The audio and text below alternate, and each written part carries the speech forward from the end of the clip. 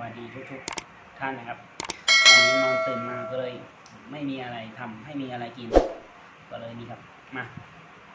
กินมะม่วงด้วยกันครับพี่ไม่รู้จะเป็นยังไงลองดูครับนี่กับพริกเป็นมะม่วงกับพริกครับโอ้ยลายไหลเลยครับเนี่ยนอนเพิ่งนอนตื่น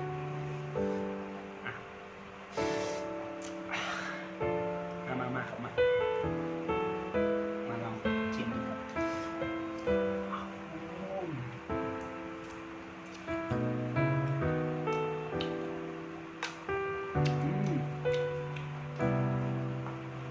อร่อยดีครับอร่อย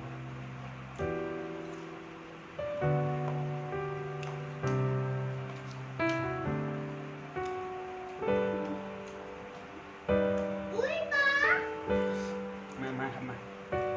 กินมะม่วงครับ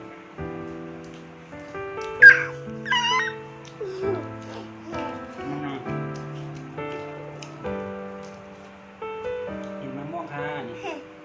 มาพี่กินมะม่วงค่ะนี่ลงกินมะม่วงลงค่ะกินนั่นเองลงอันไหม